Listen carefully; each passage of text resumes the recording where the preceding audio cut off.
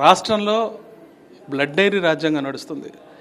కేవలం టీడీపీ అధికారంలోకి వచ్చిన 45 రోజుల్లోనే అనేక మంది హత్యకు గురయ్యారు, అనేక దొమ్మెలు జరిగాయి, ఆస్తి నష్టం జరిగింది. మరోవైపు ఏదైతే ప్రకటించి అధికారంలోకి వచ్చారో ఆ హామీలను కూడా తెలుగుదేశం పార్టీ నెరవేర్చలేని పరిస్థితుల్లో ఉంది. దీనికి సంబంధించి కొత్తపేట మాజీ ఎమ్మెల్యే జగ్గిరెడ్డి ఏం చెప్తారు చూద్దాం. సార్ చెప్పండి, మీరు గమనిస్తున్నారు ఒకవైపు ఇసుక అక్రమాలు, ఇటు చూసిన దారుణాలు, తూర్పుగోదావరి జిల్లాలో అనేక సంఘటనలు జరిగాయి. ఎలా చూడొచ్చు అసలు ఇప్పుడున్న పరిస్థితిని? వాస్తవంగా ప్రజలు ఎవరికి అధికారాన్ని ఇచ్చినా చక్కటి పరిపాలన అందించి ప్రజలకు ఇచ్చినటువంటి హామీలను నెరవేర్చే విధంగా ప్రభుత్వ యొక్క పాలన ఉండాలి. కానీ ఈ దేశానికే విజనరీ అని చెప్పుకునేటువంటి నారా చంద్రబాబు నాయుడు గారు 7,000-8,000 కోట్ల రూపాయలతో ఖజానాలో డబ్బు పెట్టి ఆయనకి ఇస్తే ఇప్పటి వరకు కనీసం బడ్జెట్ ప్రవేశపెట్టలేనటువంటి దౌర్భాగ్య పరిస్థితులు ఉన్నారు. ఒకటో విషయం. సరే, ఇక శాంతి భద్రతల విషయానికి వస్తే ఈ రోజున 45 రోజుల్లో 31 మందిని హత్య చేసేటువంటి కార్యక్రమం చేశారు.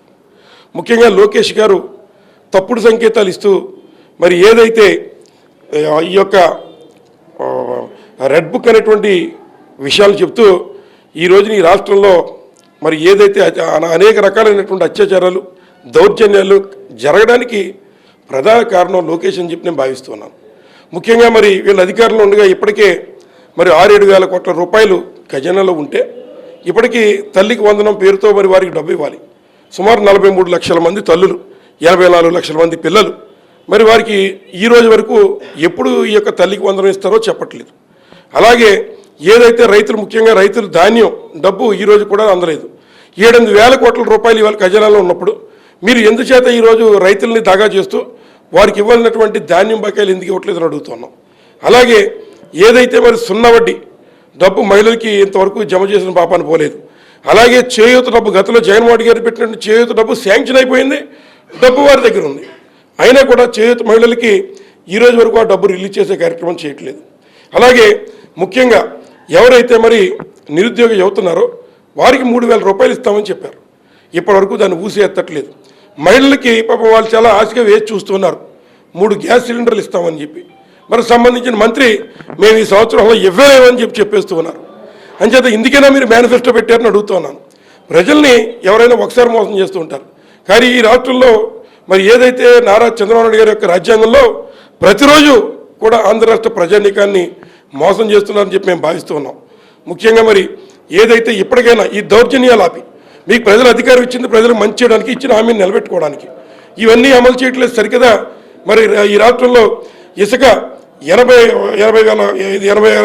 లక్షల మెట్రిక్ టన్నులు జగన్మోహన్ రెడ్డి గారు మరి ఈ యొక్క వర్షాకాల సమయంలో ప్రజలకు ఇబ్బంది లేకుండా ఉండాలని చెప్పి మరి దాన్ని స్టాక్ చేయిస్తే వాటిలో 43 లక్షల మెట్రిక్ టన్నులు ఇప్పటికే మీరు దారుణంగా అమ్మేసే కార్యక్రమం చేశారు.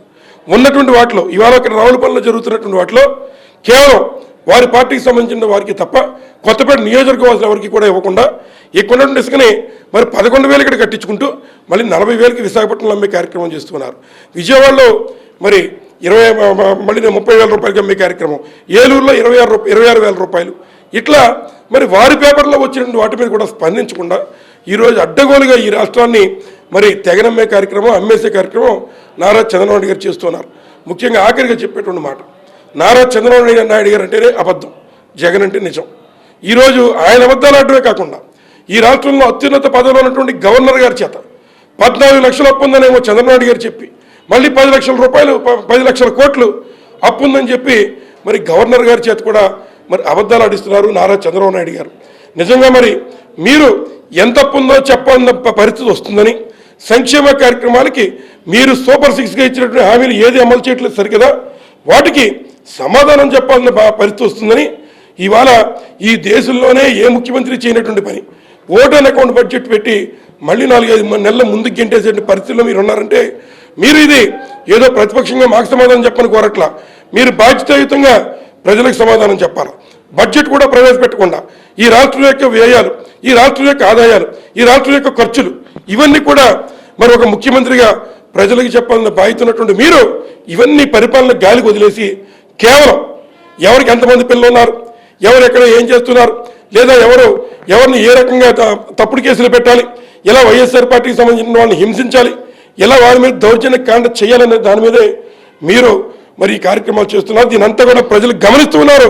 తప్పనిసరిగా తగిన విధంగా మీకు బుద్ధి చెప్తారని కూడా ఈ సందర్భంగా తెలియజేస్తున్నాం. ముఖ్యంగా ఈ రోజున ఏదైతే ఈ యొక్క వరదల యొక్క వృద్ధి విపరీతంగా ఉంది, ఇక్కడ కనీసం ఇప్పటి వరకు వాళ్ళకి రిలీఫ్ అందించే కార్యక్రమంలో జగన్మోహన్ రెడ్డి గారు గతంలో మరి ఎక్కడైతే ఈ యొక్క ఫ్యామిలీస్ మరి వాటర్తో అనండేటెడ్ అయిపోయాయో అట్లాంటి ఫ్యామిలీలకి మరి గతంలో 1000 రూపాయలు ఇచ్చి వారికి బియ్యం కానీ, టమాటాలు కానీ, ఉల్లిపాయలు కానీ ఇట్లా అనేక సరుకులన్నీ కూడా వారికి పచారీ అంతా కూడా ఇచ్చేటువంటి కార్యక్రమం జగన్మోహన్ రెడ్డి గారు ఇన్ టైంలో చేసేవారు.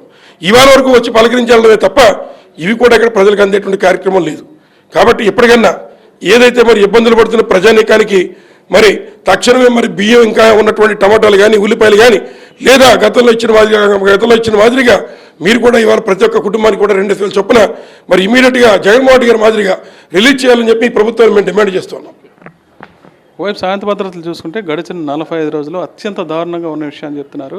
మరోవైపు ఏవైతే వాళ్ళే హామీలు ఇచ్చారో ఆ హామీలు కనీసం అమలు చేయలేని స్థితిలో ఉన్నారు. కేవలం ప్రతిపక్ష పార్టీల మీద పూర్తి ధోరణితో వ్యవహరించడమే మినహా అభివృద్ధిని సైతం ఏమాత్రం పట్టించుకోవట్లేదని ఆందోళన వ్యక్తం చేస్తున్నారు. దీంతోపాటు ఏదైతే గోదావరి జిల్లాల ముంచెత్తిన వరదలు ఉన్నాయో వరద బాధితులకు ఖచ్చితంగా గతంలో వైఎస్ఆర్సీపీ అందించిన సహాయాన్ని ప్రభుత్వం కూడా ఖచ్చితంగా అందించాలని డిమాండ్ చేస్తున్నారు. రావులపాలెం నుంచి విజయస్మిత్ హరీష్ ఫర్ సాక్షి న్యూస్.